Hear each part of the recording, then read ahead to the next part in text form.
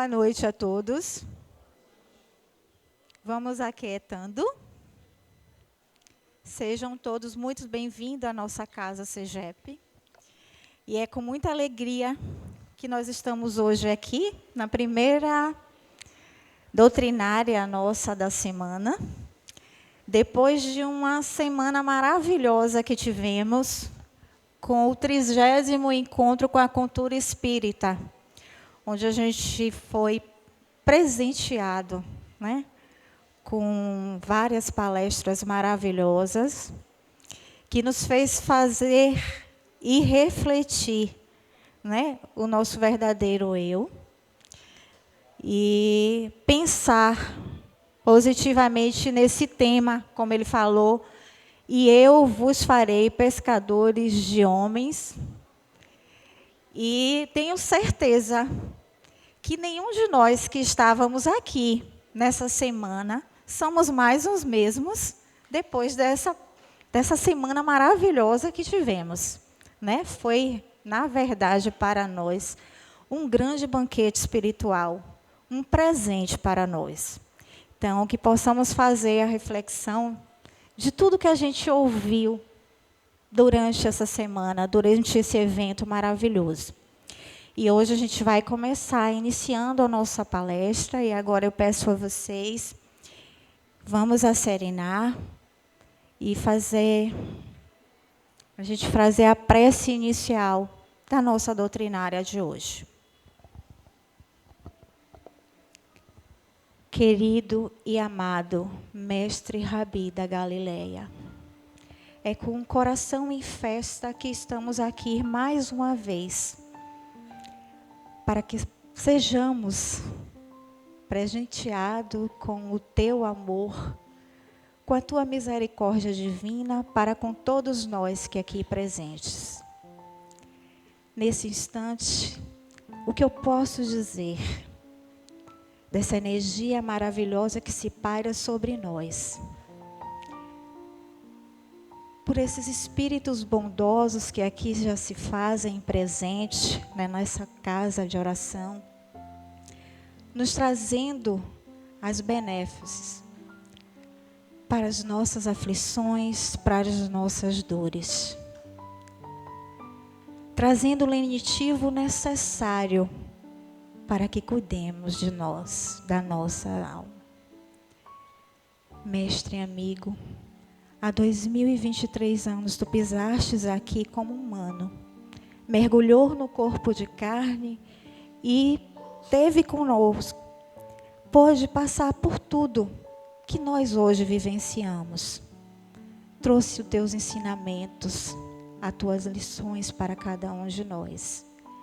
E tu estás presente, sempre vivo, no meio de cada um de nós, nos trazendo a paz, o amor, a tranquilidade, através do Evangelho, que é a nossa bússola para a nossa continuidade aqui na Terra.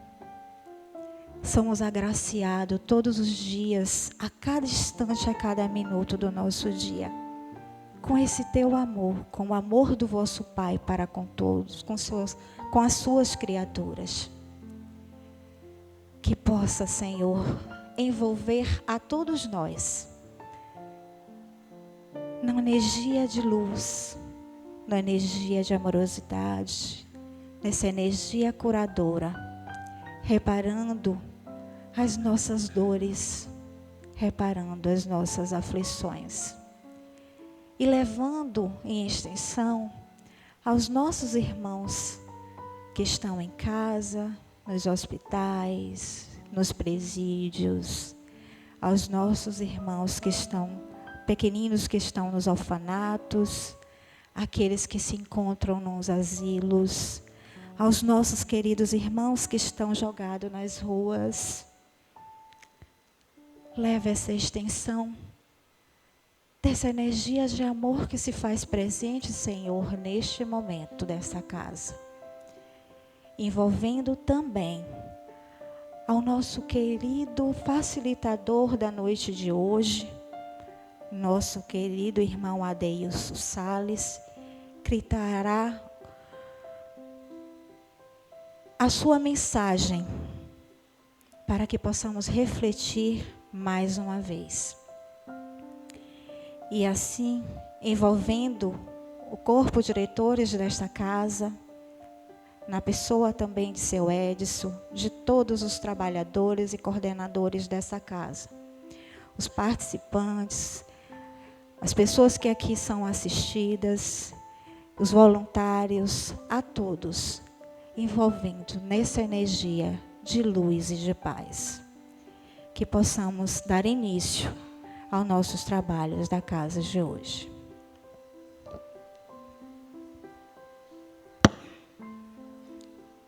Seu Edson. Seu Edson? Cadê seu Edson? Só.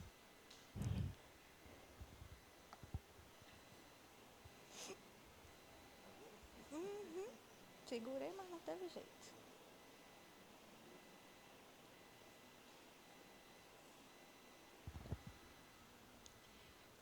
E nesse instante, eu vou convidar, o nosso querido irmão Adeilson Salles, que ele é natural do Guarujá, São Paulo.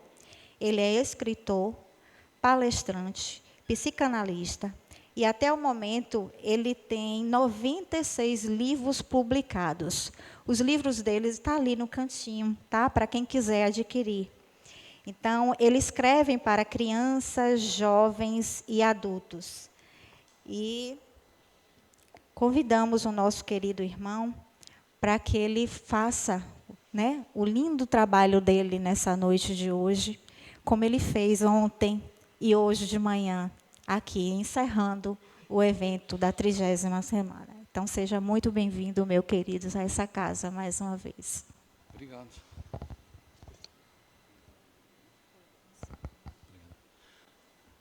Boa noite a todos e todas. Os desencarnados já responderam, agora os encarnados. Boa noite a todos e todas. Muito bem, eu que estou falando há 2 dias e vocês que estão cansados, minha gente. Bom, é uma alegria a gente poder participar dessa doutrinária. Eu quero, antes de começar a abordar o nosso tema, agradecer imensamente toda a alegria e o amor, o afeto que eu recebi, o cheiro, aqui no Nordeste é cheiro, né?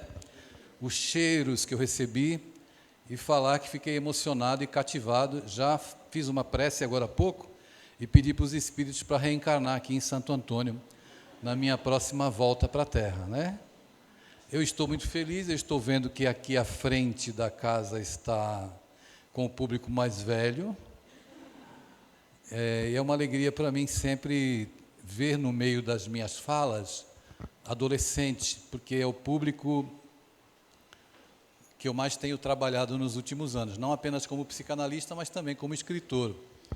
E a gente vai conversar sobre um assunto, que é um assunto delicado, né? Aliás, desde ontem que eu estou falando só sobre assuntos delicados aqui. Conflitos emocionais na relação pais e filhos. Que tema difícil, árduo, né? Espinhoso. Mas eu estou até cansado de falar sobre esse assunto, porque em todos os lugares que eu vou querem que eu fale esse assunto. Conflitos emocionais na relação pais e filhos.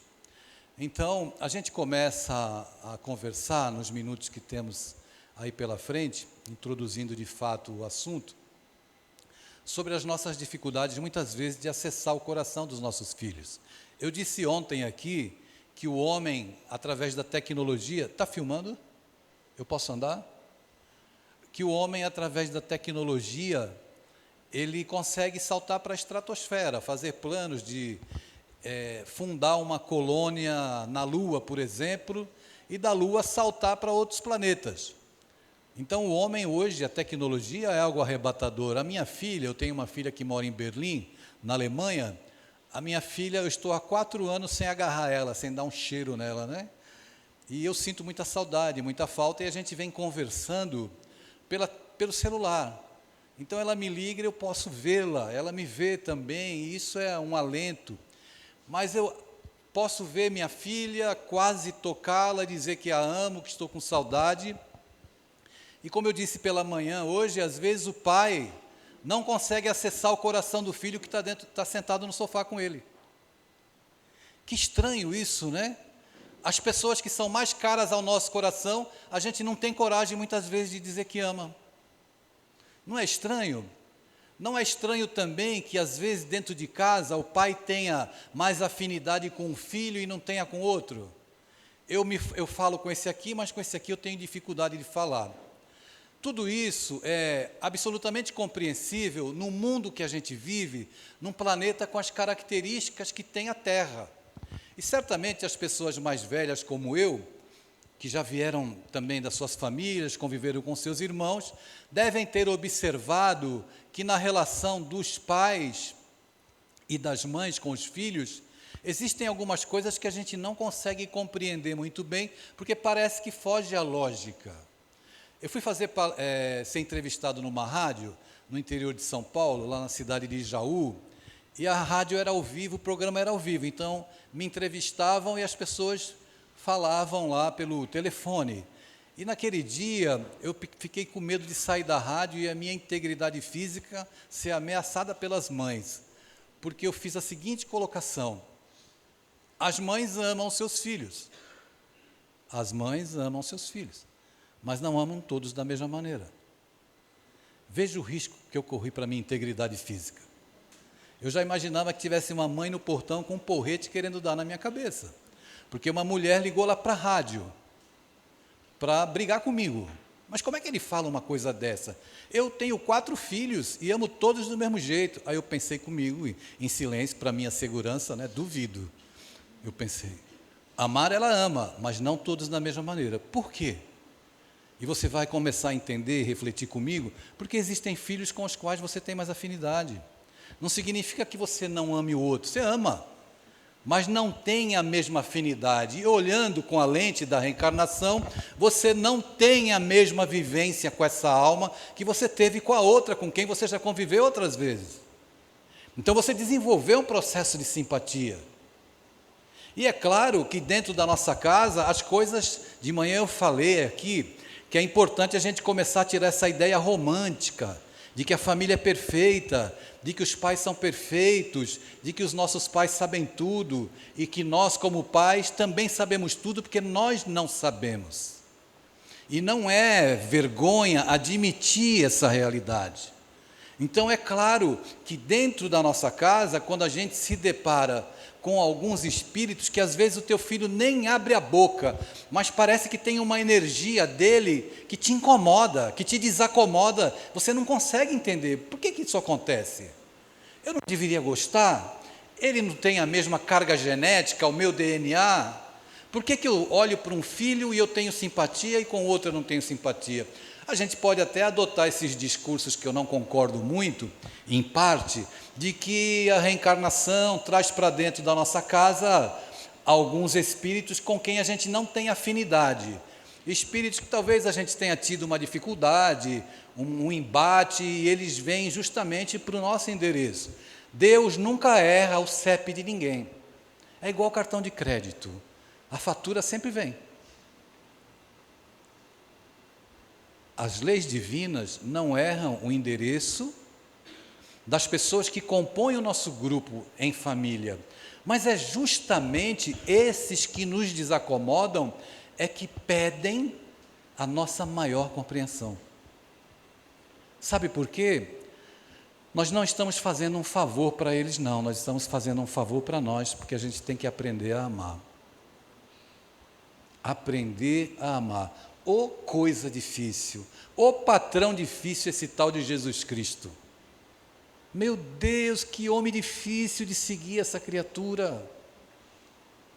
Pede justamente que a gente abandone alguns comportamentos, algumas ideias, algumas verdades que a gente acreditava serem as verdades da nossa vida, para construir, rever aquilo que a gente entende do que é o amor e do que é a educação dos nossos filhos. E eu repito em todas as minhas palestras, nós traumatizamos os nossos filhos porque repetimos os traumas que os nossos pais causaram em nós. Os nossos pais nos traumatizaram, porque eles queriam? Não, porque eles também não sabiam. Já disse isso 3 vezes, ontem, agora de manhã, estou dizendo agora de novo. Mas é preciso dizer, A gente está aqui no encontro para que a gente reflita juntos. Porque pode ser que alguém que esteja sentado aqui me ouvindo com muita paciência e caridade tenha um nó dentro do coração que não consegue desfazer. E quando eu tenho um nó dentro do meu coração e esse nó nasceu da minha relação com o meu pai, é possível que esse nó reverbere na minha fala com o meu filho. É possível que na minha conversa eu acabe expandindo na minha fala algumas mágoas, algumas energias que estão até hoje, desde a minha infância ou da minha adolescência, me asfixiando. É muito difícil isso, minha gente. Eu não estou falando aqui de assuntos fáceis, não. Porque admitir que a gente carrega dores, porque nós estamos vivendo um momento nesse mundo em que a gente precisa ser feliz. Mais do que ser feliz, a gente tem que mostrar para os outros que na nossa vida está tudo bem. Eu tenho que mostrar para as pessoas que está tudo bem. Não, na minha casa não. Na minha casa isso não acontece não. Filho gay, não, é lá na casa do vizinho, é lá, porque o pai bebe, a mãe não é muito certa. Lá nasce filho gay, na minha não nasce, porque na minha casa só nasce virtuoso. Mentira. Então, nós somos e fazemos parte de uma única família, a família humana. Só existem duas civilizações, a civilização que está encarnada e a que está desencarnada, os mortos e os vivos. Mas é claro, eu estou te causando problema, né? Porque eu não paro quieto, né? Posso? Tá. Que bom. Então existem duas civilizações, a dos mortos e a dos vivos. Todos estão vivos, mas nós estamos vivos hoje na dimensão material, na carne. E não é fácil você lidar com pessoas intolerantes. Nós precisamos construir pontes de relacionamentos entre pais e filhos. Tem pai que fica numa trincheira, a trincheira das verdades absolutas, e o filho fica lá do outro lado, dentro de outra trincheira. Ninguém tem coragem de sair e caminhar na direção do outro. O filho fica lá olhando para o pai, exigindo aquele modelo que ele entende. Ele tem que me prover, ele tem que me dar as coisas, porque a gente faz com que eles tenham essa visão de nós. E os pais estão aqui esperando, ele tem que ser o que eu quero. Ele é igual uma massinha de modelar, eu vou modelar do jeito que eu quero, eu vou pegar o meu psiquismo, vou impregnar nele, ele tem que pensar como eu quero. Quanta ilusão. Nossos filhos são individualidades, e eles precisam de referências psicologicamente seguras. Eles não precisam de macho e fêmea, não. Eles precisam de pessoas saudáveis. E ser saudável, psiquicamente, emocionalmente, não tem nada a ver com gênero. Tem a ver com pessoas bem resolvidas. Não é? Eu sei que a minha fala é forte, né? É para continuar, pessoal? Continua? Continua. Eu fui numa rádio outro dia e a mulher fez uma pergunta: olha, o meu marido me abandonou, e agora eu estou com esse menino pequeno aqui, e ele não vai ter a figura masculina. O que vai ser do meu filho que não tem a figura masculina? Ele vai sofrer, ele não vai ser saudável, porque ele não tem a figura masculina. Meu filho não vai se tornar um garoto traumatizado porque não tem a figura de um homem? Eu disse: não, senhora. O seu filho vai ser traumatizado se ele não tiver pessoas saudáveis do lado dele. Ou a gente precisa da referência de um pênis para que alguém seja saudável, ou de uma vagina. Nós precisamos de pessoas saudáveis, independente de gênero, pessoas que sejam boas referências, pessoas que o filho olha e fala: olha, ele está ali. O meu pai nem fala muito, ele nem fala, mas ele está ali. Então, quando eu volto, ou vou para a escola, ou eu venho, ele está ali. O meu pai nunca me definiu porque tirei nota baixa em uma disciplina. O meu pai não é como aqueles que o filho tem 10 disciplinas, traz o boletim no bimestre, 9 notas altas e uma nota baixa, o meu pai não é aquele que fica só na nota baixa. Eu acho que aqui em Santo Antônio de Jesus não tem ninguém que faça isso. O filho chega com boletim, 10 disciplinas, uma nota baixa, os pais vão olhar para qual? Pessoal, se vocês responderem logo, acaba logo. Vão prestar atenção na baixa, né, pai? Veja como nós somos. Será que um filho que tira 9 notas boas e uma baixa, ele não merece que a gente confie nele? Totalmente. É aí que eu consigo estabelecer os 60 é aqui na frente, viu? Quem tem 60 anos é aqui na frente. Pode vir para cá. Como é seu nome? Tudo bem, Sofia? Foi mesmo. Vamos falar nós dois, deixa esse povo para lá, né? Seja bem-vinda, viu? Então, veja como a gente tem que desconstruir. Talvez não, eu com certeza. Eu fui muito cobrado pelos meus pais. Então, eu disse ontem e contei, eu não podia dizer nada da minha vida, porque eu não tinha direito de falar sobre a minha vida.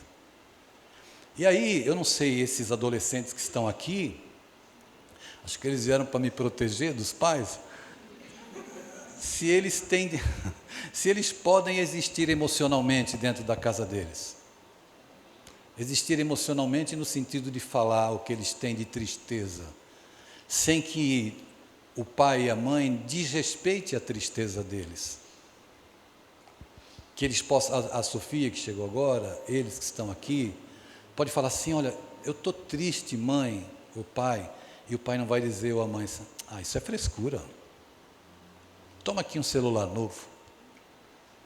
Existem sofrimentos emocionais que são inerentes ao mundo da criança. Existem sofrimentos emocionais que são inerentes ao mundo do adolescente. É o mundo deles. Eu já tive uma fase na minha vida que eu era capaz de matar alguém por causa da minha bolinha de gude. Era o meu entendimento. As bolinhas de gude eram o meu universo.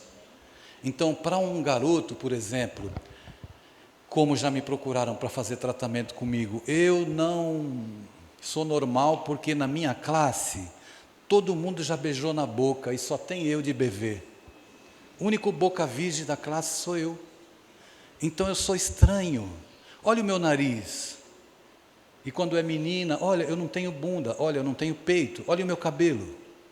E aí eu vou atendendo as garotas que têm uma beleza que é delas e que elas querem ser igual aos modelos que estão apresentando. Então tem uma fase que todo mundo quer ficar com o cabelo azul. Depois todo mundo quer ficar com o cabelo vermelho.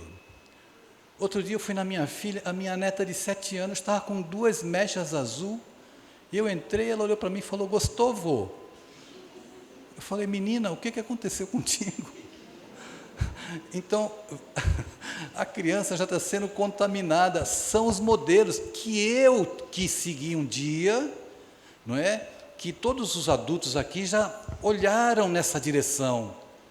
Por isso, hoje é um tempo de tantas angústias e de tantas dores, que é preciso tomar muito cuidado com a educação dos nossos filhos. Se você dá um celular para um garoto, para uma garota hoje, saiba, deixa eu contar o caso primeiro, eu estava em Teresina, no Piauí, quando eu saí do teatro, não era palestra no meio espírita, era palestra fora do meio espírita, uma mãe me abordou, e ela disse assim, seu Adeilson, eu vi o senhor falando ali sobre educação, e eu quero lhe dizer algo. Pois não, minha senhora, peguei meu filho assistindo um filme pornográfico. Pegou? Quantos anos ele tem? 9. 9 anos assistindo filme pornográfico. A senhora deu o smartphone para o seu filho? Ela falou, eu dei. E a senhora pensou que ele ia ligar para quem?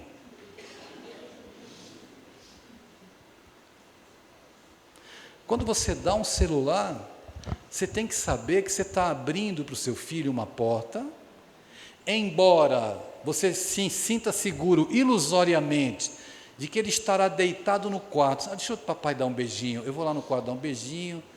Ele está lá com os dedos, né? Dedo nervoso no celular. Eu dou um beijo, ele nem olha para mim, porque ele está em outro processo, está longe. Aí eu vou deitar, olha, meu menino, está em casa. E o teu menino pode estar acessando conteúdo pornográfico, pode estar acessando site que desenvolve ideação suicida, e pode estar entrando em contato com o traficante. Lembra aquela cerca elétrica que você colocou? Aquele cachorro bravo no quintal? Então, não resolve nada.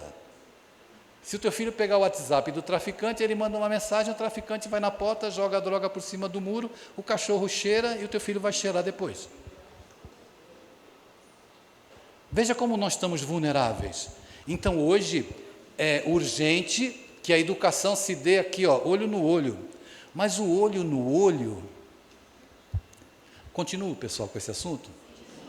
Eu queria falar do jogo do Bahia. O Bahia jogou? Não, né? Eu sei que o meu time está jogando lá, deve estar perdendo, o Corinthians. O olho, eu estou brincando para tornar o assunto leve. Porque não é muito fácil falar sobre essas coisas. E às vezes também não é muito fácil ouvir, né? Esses assuntos. Quando eu olho... Seu nome? O Arthur. Quando eu olho para o Arthur, supondo que ele seja meu filho ou meu neto, que eu tenho até idade para ser avô dele, eu vou olhar nos olhos do Arthur e vou respeitar o Arthur. E eu vou deixar que ele fale. Porque se o Arthur não falar, eu não vou conhecer quem é o Arthur. Mesmo ele sendo meu filho. Agora eu vou conversar com ele para não usar o celular. Ele vai falar, mas pai, eu vou, cala a boca. Mas cala a boca, Arthur, porque aqui quem manda sou eu. Porque quem paga o teu celular sou eu. Então tu tem que calar a boca, Arthur. O Arthur vai calar. E ao mesmo tempo em que ele vai calar a boca, ele vai se afastar de mim. Porque ele não encontra dentro de casa um canal que permita que ele olhe para mim e diga assim, ô pai, eu não estou bem hoje, eu estou triste, estão curtindo a minha cara na escola. Ele não vai me procurar, porque eu não abri a porta de uma relação. Se ele me procurar e ele falar o que ele quiser para mim, eu não estou abrindo mão da minha autoridade como pai. A autoridade, ela não se conquista assim. Ô Arthur, como é que tu faz uma coisa dessa? Isso é autoritarismo. Tu não vê que o teu irmão é melhor que você? Acabou. Comparar, adjetivar. Outra vez, Arthur, deixa eu escolher outro pato. Teu nome? Mariana, outra vez nota baixa de matemática. Tu é burra. Veja como é pesado isso. Por mais que ela me ame, ela vai sentir um impacto. Então, a educação e a construção de pontes para o coração dos nossos filhos, você não precisa ficar com palavras doces, você tem que ser rigoroso, você tem que ser enérgico, você tem que cortar as coisas, tem que cortar mesmo. Filho não quebra, não trinca, não racha. Mas a gente tem que ser assertivo. Mas ao mesmo tempo que eu sou assertivo, eu tenho que ser respeitoso. Porque eu tenho certeza que o teu pai não te respeitou.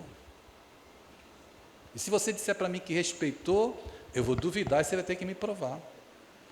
Porque a concepção de educação que a gente tinha, que o meu pai tinha, era essa do grito, da imposição, de asfixiar a criança e o adolescente com uma ordem, com um rigor excessivo.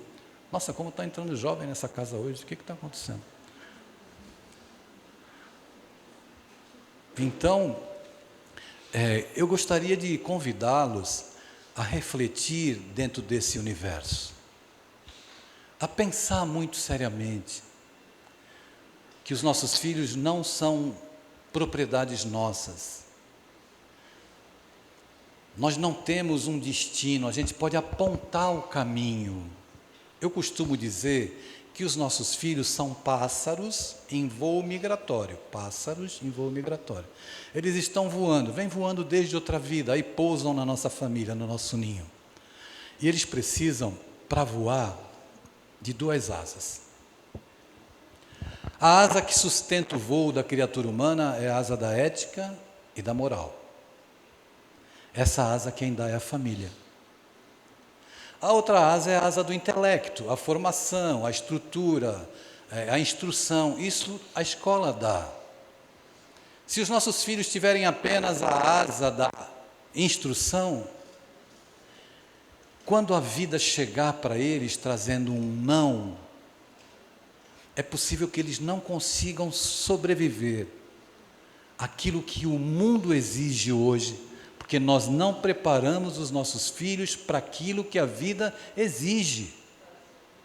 Ou seja, a Mariana, né? Mariano, o Arthur, a Sofia, duas Sofia? Beatriz, Gustavo, daqui para lá. Não, eu não disse nada. Estou brincando, viu? Eles precisam ter segurança, pelo menos para falar das coisas que eles sentem. E ter segurança que nós vamos ouvi-los. Gente, eu estou aqui falando da minha vida, não posso falar da vida de ninguém. Quantas vezes eu queria que meu pai me ouvisse, ele nunca me ouviu. Nunca. Quantas vezes eu estava sofrendo porque estavam me batendo na escola, eu não podia contar para o meu pai, que ele ia me dizer para bater de volta. Eu não sentia que se eu batesse de volta seria a solução. Então, às vezes, a gente se depara com algumas situações dos nossos filhos quererem. Hoje eu ouvi uma narrativa aqui muito forte. Hoje pela manhã no seminário, uma mãe contou para nós aqui que o filho disse para ela que era gay. E quando ele disse para ela que ele era gay, ela falou, sim, e daí? E ele caiu em pranto convulsivo. Sabe por quê? Porque ele achava que a mãe não ia aceitá-lo. Ele que pensava em se matar, porque ele imaginava que os pais não fossem aceitá-lo. Aí o pai falou para o pai que era gay. Aí o pai disse, e daí? Quer dizer, os pais tiveram uma reação que não é comum, porque sempre se espera discriminação. E se você discrimina um filho seu por qualquer questão, você está assinando a sentença de morte do seu filho. Ou a sentença de morte, ou a queda nos vícios, seja lá qual for a dificuldade. Mas quando o mundo condena, dói. Mas quando os pais condenam, é sentença de morte. Então, é chegado o tempo para a saúde dos nossos filhos e para a nossa saúde. Que a gente comece a derrubar algumas coisas que a gente entende que são verdades. Verdades absolutas. Verdades absolutas não existem. Os nossos filhos precisam da nossa mão, do nosso olhar, da nossa compreensão, como nós precisamos dos nossos pais e não tivemos, em alguns momentos. É claro que existem pais e mães amorosos, claro, não estou aqui condenando, não é isso, mas na regra geral, quando as pessoas têm as suas dores emocionais, elas não conseguem ser afetuosas, elas usam na medida da educação, a medida das dores que elas trazem, das dores que elas tiveram, daquilo que fizeram com elas. Ontem eu contei o caso do pai lá de um país europeu, que me procurou, porque gritava com o filho. Quem estava aqui ontem ouviu, né? Eu não vou repetir, porque eu acho que a maioria estava, né? Alguém quer que eu repita a história? Eu obedeço. Manda quem pode, obedece quem tem juízo. Até eu pousar em Congonhas, eu faço tudo aqui em Santo Antônio de Jesus. Então, eu contei a história de um homem que me procurou, que mora num país europeu. Mudou-se para lá, porque é um país realmente, eu não posso citar o nome, né? Senão acaba indo para a internet. E ele queria ajuda, porque funcionava assim com ele. Ele começava a conversar com o filho, e de repente ele estava gritando com o filho. Começava a falar, e depois começava a gritar.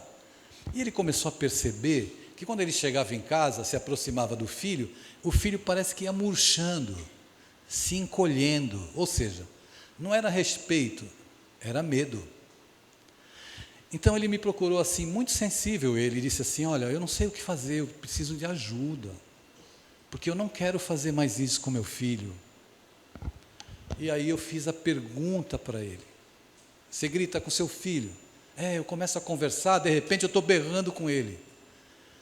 Então eu quero te fazer uma pergunta. Vou fazer a pergunta para os papais aqui, para as mamães, né? A pergunta que eu fiz para eles serve para nós. Não é para responder, é só para pensar. Qual a porcentagem do grito que você dá com seu filho que era para ser dada com seu pai? Ou com aqueles que gritavam com você? Quanto do teu grito iria para o seu pai? De alguém que tenha te violentado emocionalmente? É claro que ele ficou impactado com a minha pergunta, e eu pedi para ele: me fala um pouco sobre a sua relação com seu pai.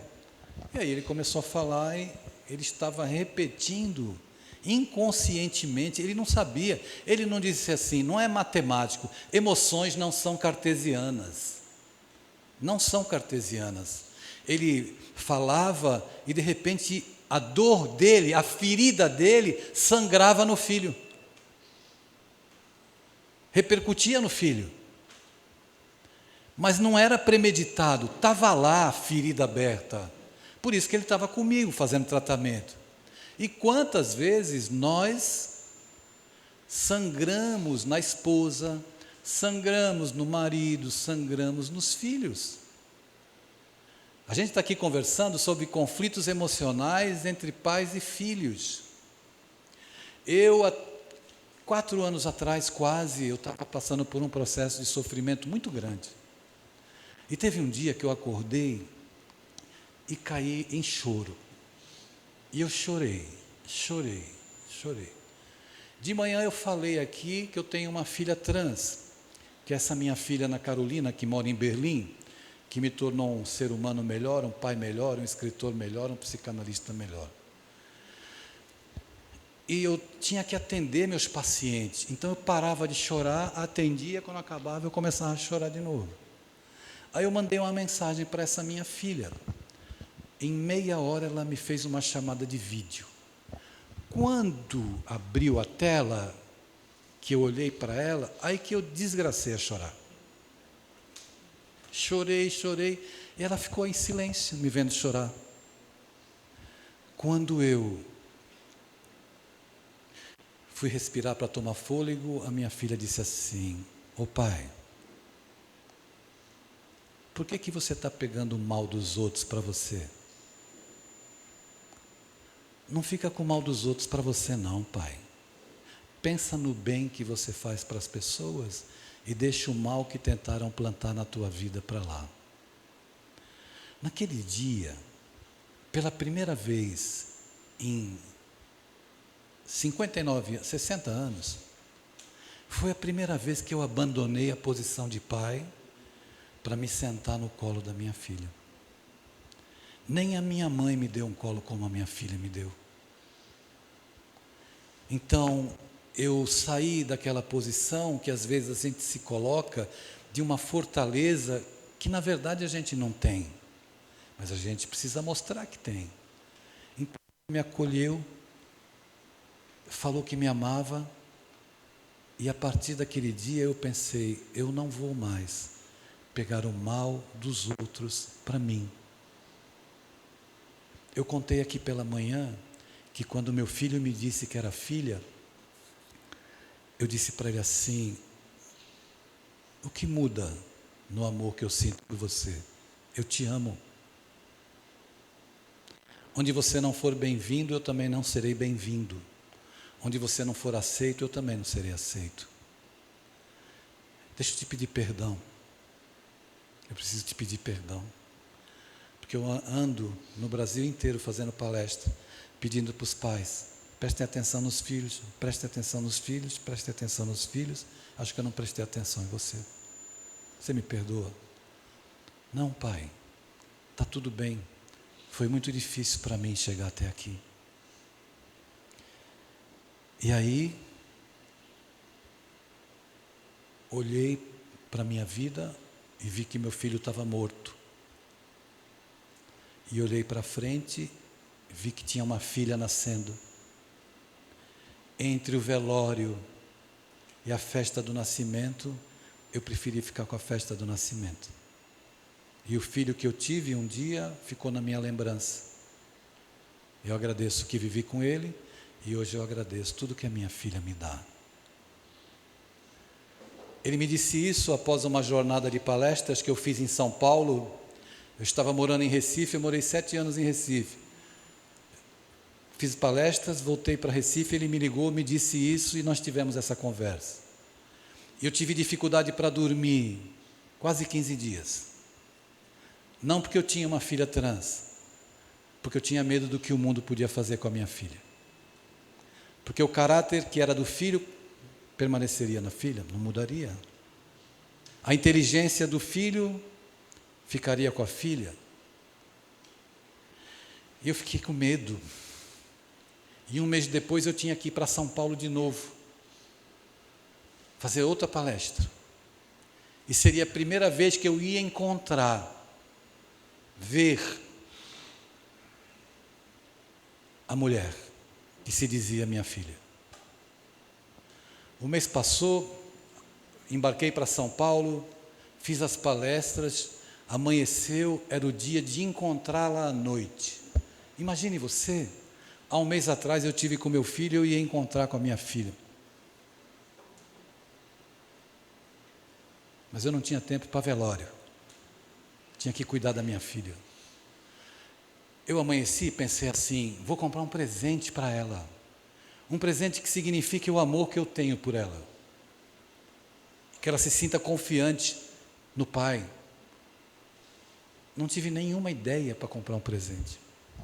Quando o Uber parou na frente do prédio onde ela morava, lá perto da estação Santa Cruz do metrô em São Paulo, eu olhei para o outro lado da rua e tinha uma floricultura.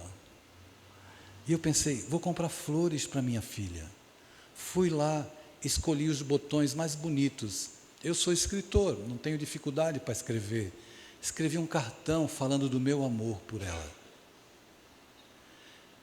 Eu estava já há um tempo em processo de gestação, porque eu tinha ficado grávido.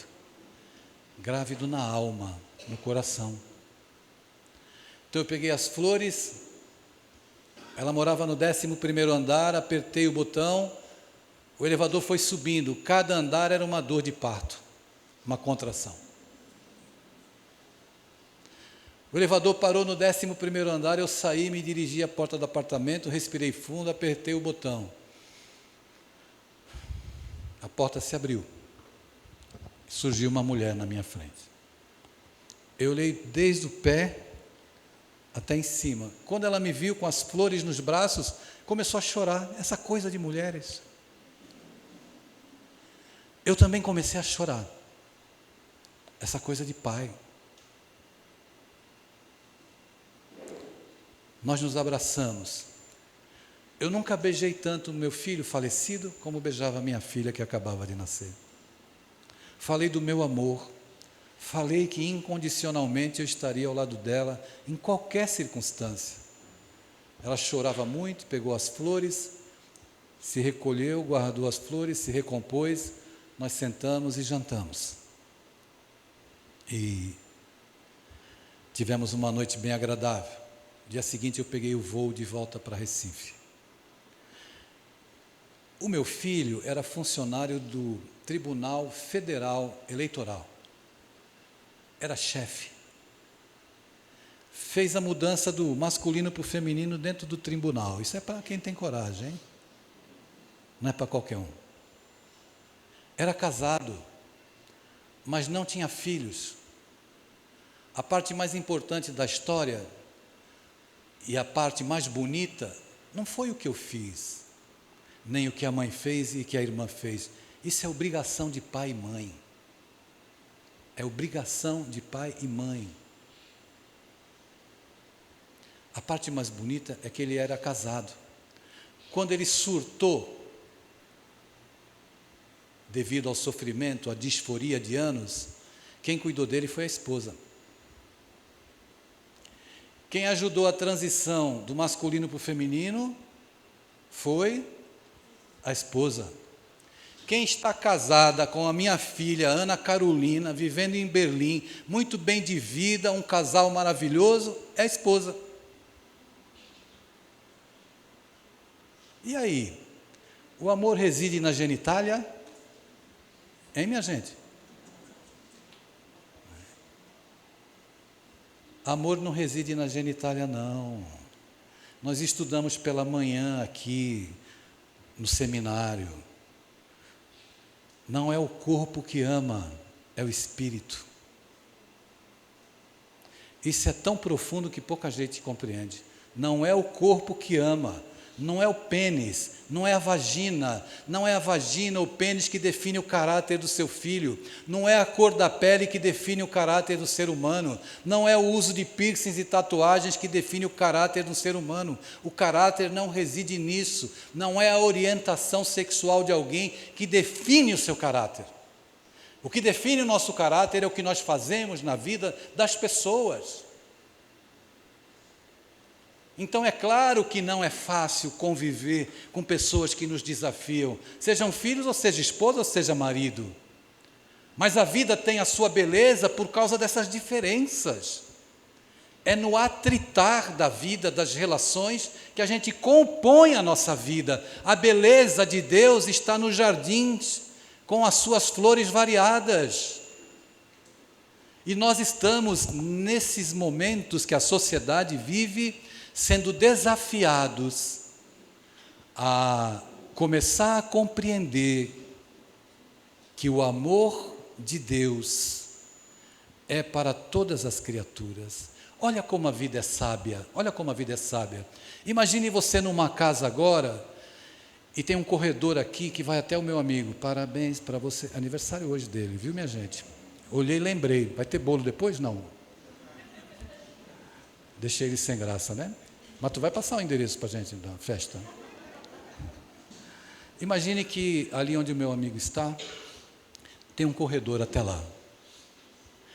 Tem uma criança. Olha que história interessante. Tem uma criança, lá está o corredor, está a cozinha, e aqui onde eu estou está a sala. A criança, quem é pai sabe muito bem o que eu vou dizer, quem é mãe sabe muito bem. A criança está engatinhando. Aí ela sai da cozinha, engatinhando rapidamente. O que os pais fazem? Correm na frente. Deixa eu tirar o controle remoto da TV.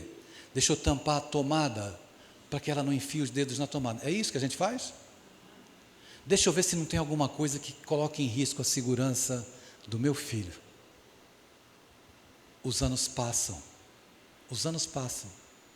Daquela cozinha, aquele bebê que veio engatinhando, agora sai da cozinha em direção à sala assim, ó.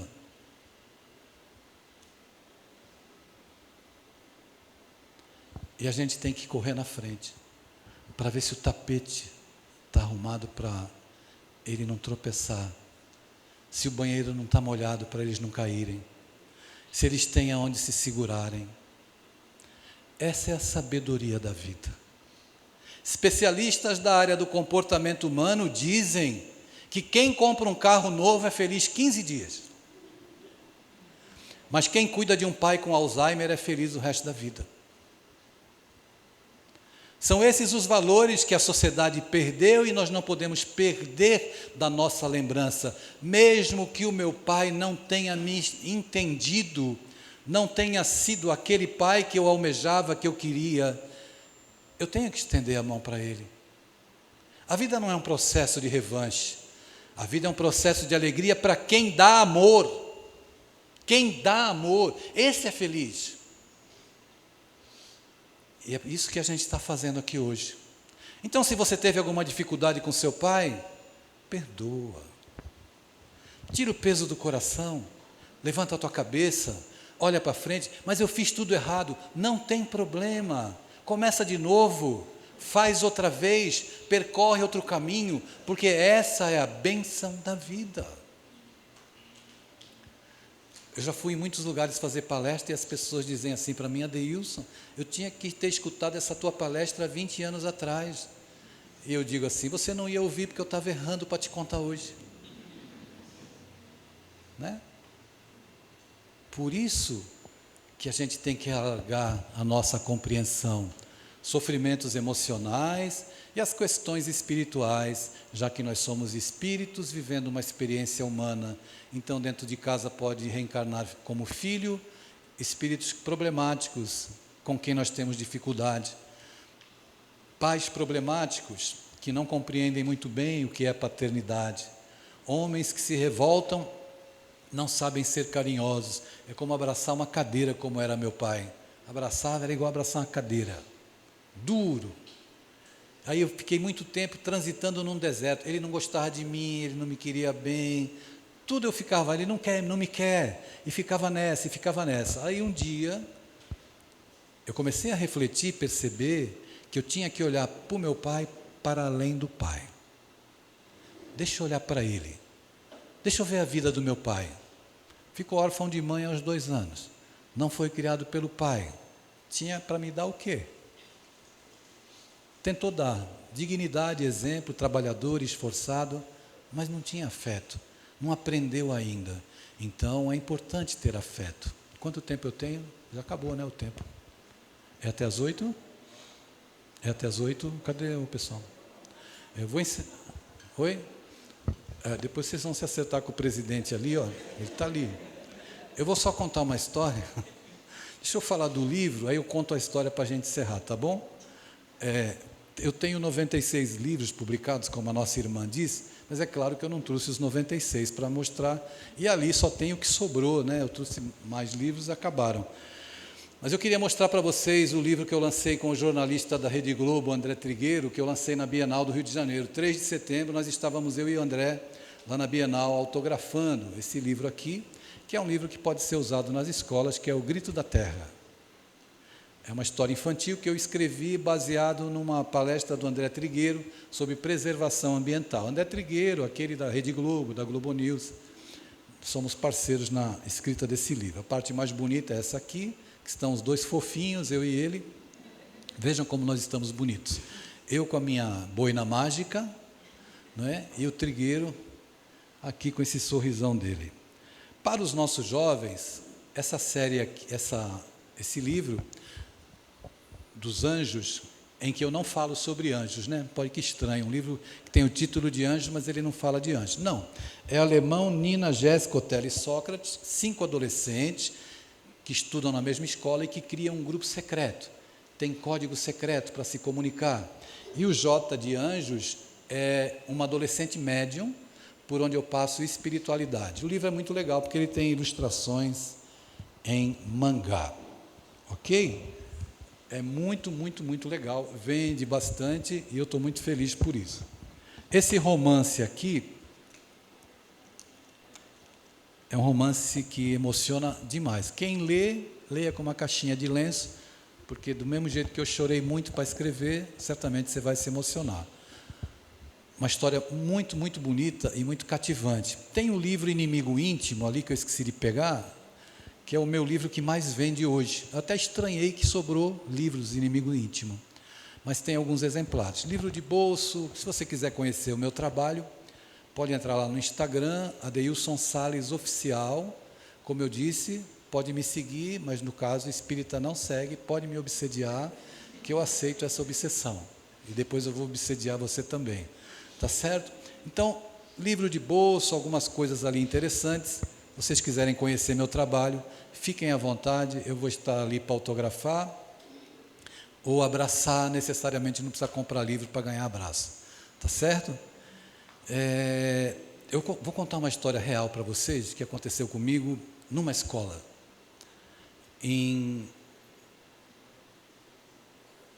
numa cidade do interior do Rio Grande do Sul, na Serra Gaúcha, chamada Farroupilha. Eu fui convidado para fazer palestras para os professores, pelo diretor da escola. Por quê? Porque os professores davam aula lá e ficavam 3 meses e não queriam mais voltar. Os professores fugiam daquela escola. Então o diretor foi no centro espírita, me viu falando no centro espírita, me convidou para falar na escola. Não para fazer reunião de desobsessão na escola. Falar, levar uma mensagem, nada de espiritismo, levar uma mensagem de esperança e tal. Eu aceitei. A escola tinha 240 adolescentes, 240. Quando eu cheguei, estava a caminho da escola, o carro da Secretaria de Educação foi me buscar, eu estava indo na Serra Gaúcha, eu perguntei para o diretor assim, diretor, qual é o nome da escola naquela época? Essa escola nem existe mais. Chama-se Colégio Rumo Certo. Colégio Rumo Certo, que nome bonito. E o público, os adolescentes?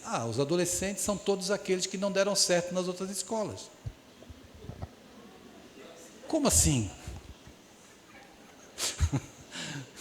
Acho que ele queria que eu fosse lá fazer um milagre com os professores, né? Todos os alunos da cidade que não deram certo, estavam no rumo certo. Menino, eu fui na escola, Edson, chegando lá eu levei um vídeo dos soldados norte-americanos voltando do combate na guerra do Iraque.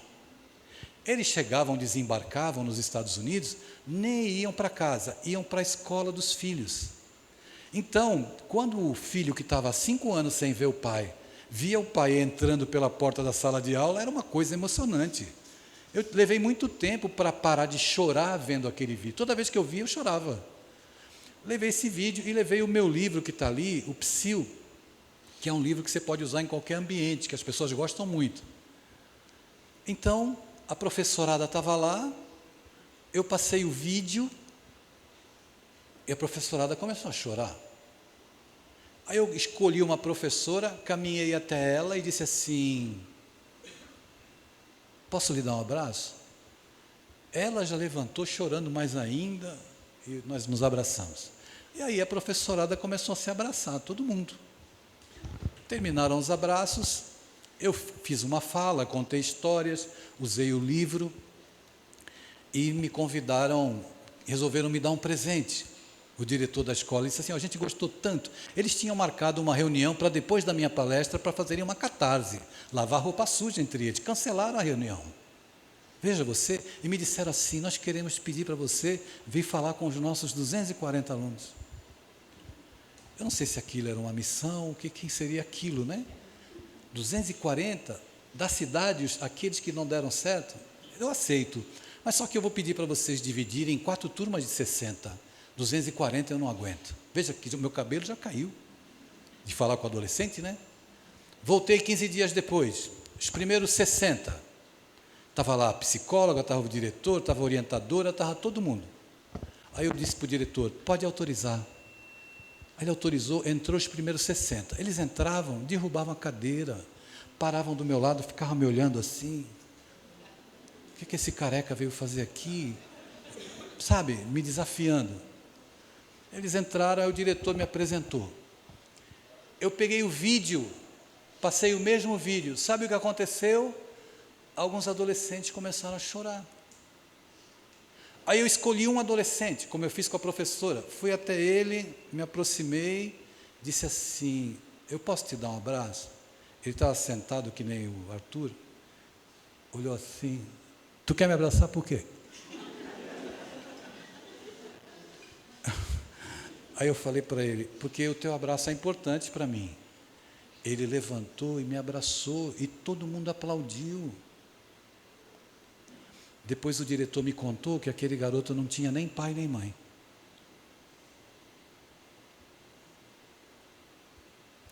Eu desejo imensamente que os vossos filhos não sejam órfãos emocionais. Vocês sabem o que é um órfão emocional? Órfão emocional é aquele que tem o pai dentro de casa, mas não tem o pai dentro da vida. Órfão emocional é aquele que tem a mãe dentro de casa, mas não tem a mãe dentro da vida. E o que a gente mais vê hoje são órfãos. Órfãos de afeto, órfãos de amor, órfãos de atenção. Tem um livro meu ali que se chama Diário de um Fantasminha. Eu dei o nome do personagem, não é a história que aconteceu, não é isso. Eu dei o nome do personagem de Bernardo. Bernardo foi aquele menino no Rio Grande do Sul que foi assassinado pelo pai que era médico e pela madrasta. Lembram? Que passava na televisão e toda vez que passava meu coração sangrava. Então eu comecei a olhar para a história do Bernardo e pensei, o Bernardo, porque o meu editor falou assim, tu já leu o Diário de um Banana? Eu falei, não li, nem quero ler. Aí ele me disse, Adeilson, pensa em alguma coisa, tu é muito criativo. Aí eu lembrei do Bernardo. O Bernardo era um fantasminha. Porque ele foi até no Ministério Público e ninguém enxergou ele. Ele pediu socorro para os vizinhos, ninguém enxergou o Bernardo. Era um órfão emocional. Então eu escrevi esse livro que não conta a história dele.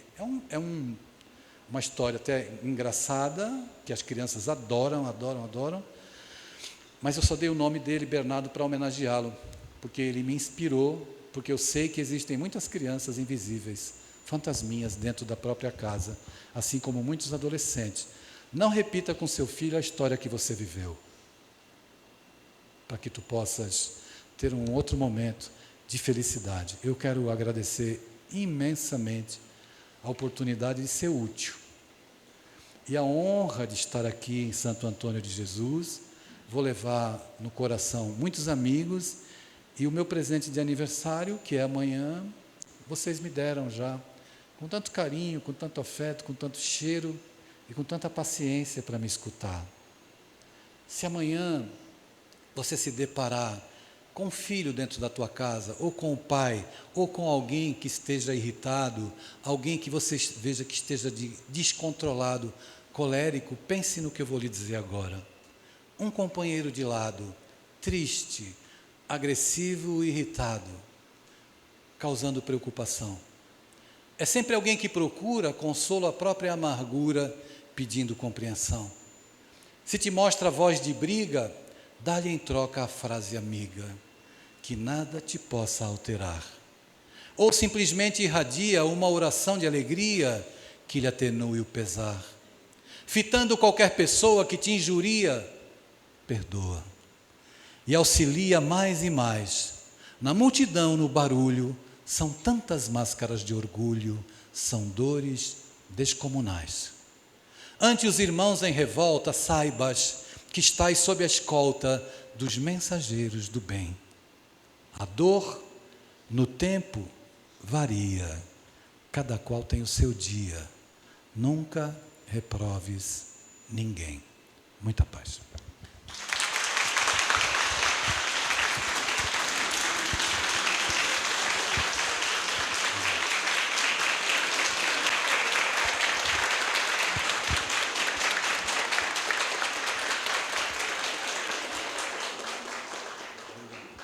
Gente, que coisa maravilhosa.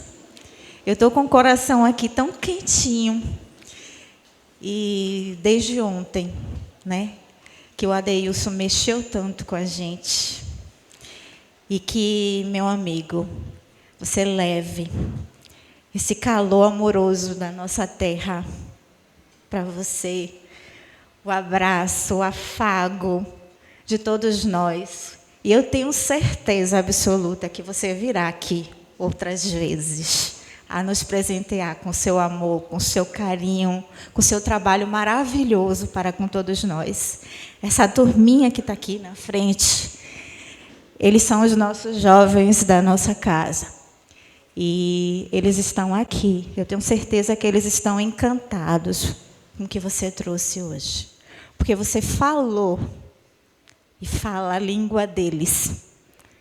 E tocou no coração de todos nós, pais e mães que aqui se encontram, e todos esses jovens que estão aqui no salão hoje, que vieram te prestigiar. Porque você é um ser iluminado, um ser de amor. E eu tenho certeza que esse seu trabalho lindo vai percorrer por muitos e muitos. E vai tocar no coração daqueles que necessitam. Muita luz e muita paz para você. E eu agradeço por mais. Nossa evangelização infantil. Eu convido as nossas evangelizadoras e os nossos queridíssimos que façam presente aqui agora. Gente, como é importante a gente evangelizar. E é com amor que tia Rene, tia Júlia, tia Néa, tia Dri está aqui na frente hoje, fazendo um convite a todos vocês, papais e mamães, e jovens, adolescentes que estão aqui no salão agora, para vir estar conosco. A evangelização infantil é aos sábados, a partir das 15 horas. É de suma importância para nós que vocês tragam os nossos pequeninos para serem evangelizados. Tá? O Adeus trouxe bastante reflexões para nós desde ontem. Olha a importância de nós, pais, o compromisso que temos com os nossos filhos, que são os espíritos que escolheram a nós a estar do nosso lado como protetores. Então, que tenhamos essa consciência, né? Todos nós, papais e mamães que aqui estão, tá certo? E temos uma aqui também conosco. Peço para a tia Mari. Tia Mari, por favor, tia Mari. Venha, venha.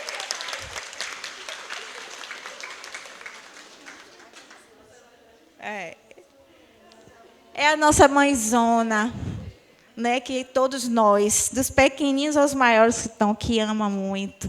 Ela, para a gente, é assim, de coração. E todos nós somos apaixonados por ela, por tanto que ela fez pela gente, faz. Né? Tia Mari sabe bem disso, através das suas ações, do seu amor, de evangelizar. E está aqui tia Rene, tia Ju, tia Dri e tia Né agora, seguindo o caminho de tia Mari. Então, fiquem com o coração em festa, e a gente convida para os pequeninos aos sábados, a partir das 15 horas, com tia Rene e tia Ju. E aos domingos, Juventude Espírita, a partir das 15 horas, com tia Né e tia Dri. E essa turminha aqui, gente. Essas minhas carinhas lindas que eu amo, sabe? De coração. E que vou contar uma história para vocês. Nós, né? Todo ano tem um evento em Salinas das Margaridas. E esse ano é dia 25 e dia 26. E essa turminha aqui foi convidado para fazer o encerramento do evento. Terceiro ano consecutivo, 2 anos, 2021, 2022, eles fizeram um presente virtualmente com Vitor Hugo, o menino.